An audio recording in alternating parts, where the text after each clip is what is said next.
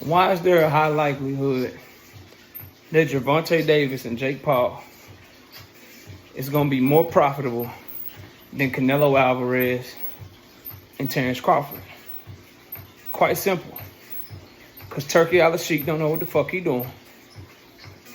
And the people that are handling Jake Paul and the people that are handling Gervonta Tank Davis, they do know what the fuck they doing. Smash the like, sub to the channel, share the video. We live Monday, Wednesday, and Thursday night at 7:30. Also live Sunday mornings with the Singing OG KQKC Boxing Network. Sunday mornings, 9 a.m. Central Standard Time. Join the channel as a member. Drop super chats and super thanks when you come by the live streams and the videos that we do. Now, let me say this, bro. We cover all of boxing over here. I do fight breakdowns and fight predictions for channel members. We break down matchups in the ring. We talk about the hottest topics in the news in boxing. We announce fights. We talk about rankings. And we talk about the business of boxing on this channel. And so in this video, I want y'all to know, I'm predicting that Jake Paul and Gervonta Tank Davis are going to blow Terence Crawford and Canelo Alvarez out of the water and be more profitable. Why do you say this, KO?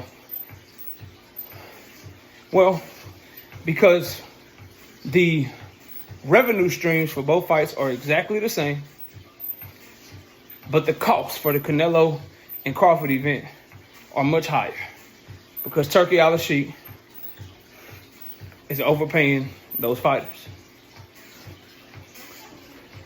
There are rumors that Canelo's making $100 million and Crawford's making $50 million. To put that into perspective for you, $100 million is about 1 million pay-per-view buys and a $20 million live gate worth of money. Canelo doesn't garner that type of money. He can't generate $100 million. He hasn't generated $100 million in a fight since going back to like the Triple G fight, bro. He's done close. They generated like 80 million against Caleb Plant when they sold 800,000 pay-per-views. Did about a $15 million live gate. Got pretty close against Mel. $10 to $15 million live gate, 650,000 to 700,000 pay-per-views. That's somewhere between like $65 million and $80 million in pay-per-view money and live gate money. But overall, Canelo doesn't generate that money. And then the money that he generates, he negotiates his contracts to where he keeps most of it. So he wants like 80% of the gate as well. Now, I don't know if he got that with Turkey. I think Turkey may just be paying him the flat fee of $100 million is what's rumored that he's making. But if any of these numbers are accurate, Turkey is already in the hole to the tune of $150 million. 100 to Canelo, 50 million to Bud. And he only has 2 ways of making up that money. The money that Netflix is paying him for the global rights to the fight and the live gate that they could do at Allegiant Stadium. Keep in mind, they also had to pay a venue fee to get Allegiant Stadium. And Allegiant Stadium is one of the most expensive venues you could book, with it being a football stadium, right? So you compare that to Tank Davis and Jake Paul, whose money is not nearly as high as Canelo and Crawford. Not nearly as high. And they're getting more than likely a bigger fee from Netflix than what Crawford and Canelo are getting. Why? Because Jake Paul is negotiating from those Mike Tyson numbers where they had 70 million people watching.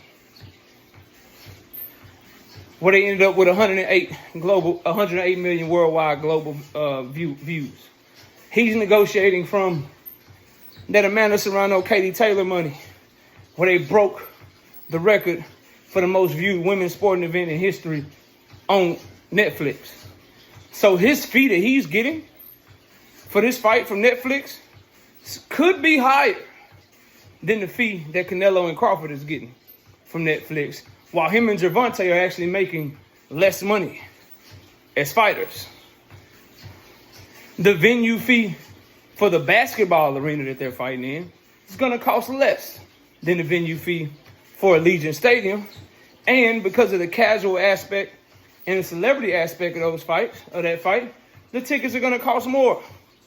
So they have a chance to do a great live gate as well.